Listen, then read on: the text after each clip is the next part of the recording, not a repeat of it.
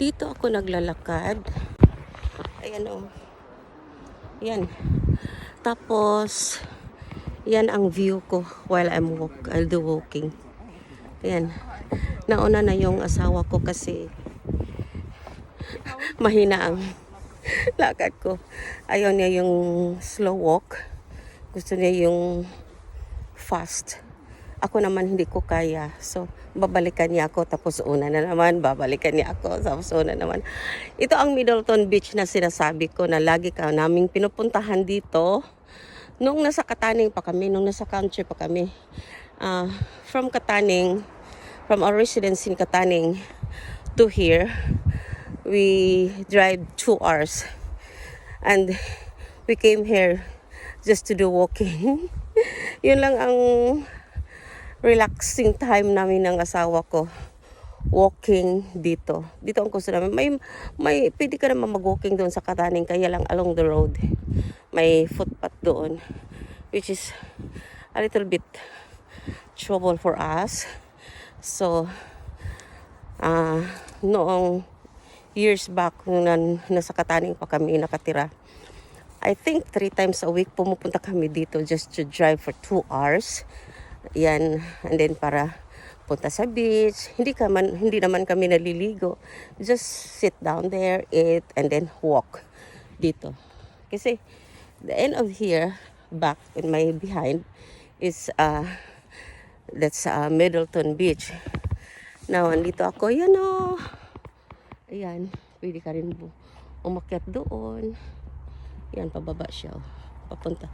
Pareho yata kami ng direction. Kaya lang, mabilis silang maglakad. Ayokong mabilis ang lakad kasi natatakot ako sa health ko.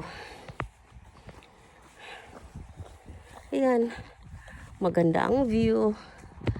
May bush. May dagat. Oh. Ayan.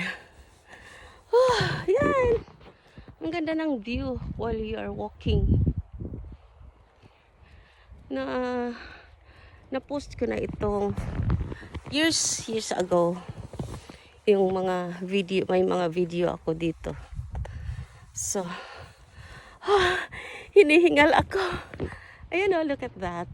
I think this is the point during the Second World War. Kasi nandito yung mga during the expedition to Australia. Just like that. Dito marka yung mga taong hero dito. Considered hero in Australia during the Second World War. Kasi makikita mo dito kung may enemy na parating. Kasi it's very wide. And then, nasa hill pa sila. So, very advantage to them. Ay, yung asawa ko, bumalik na. Binalikan niya ako. You can go back, Han. Okay. No worry about me. I'm okay.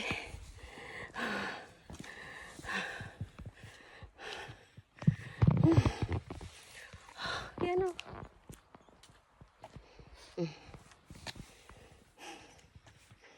Okay. Dito naman, March 1836, Vancouver Peninsula and Bald Hill. Ayan. Twin Towers. Yan. Along the shore. Dito naman, tapos na yung hill. Ito, pababa na naman nito. Pababa. Pagbalik, pataas. Ang grabing taas nito. Kasi yun, we go down there. Yun lang. Hindi mo mapansin kasi ang ganda ng view. Ang ganda ng...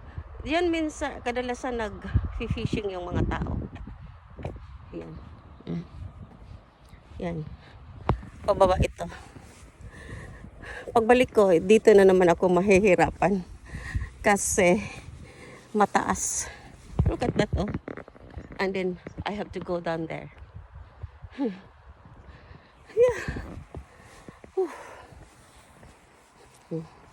At least may shade. May ano naman, mainit.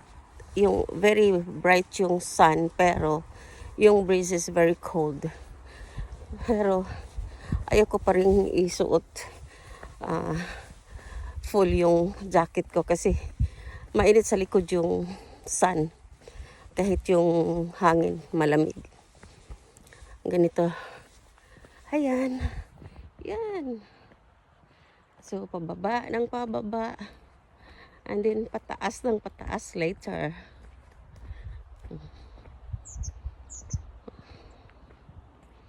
Alam mo ba kung bakit hindi maubos-ubos itong mga kahoy dito kahit patay na?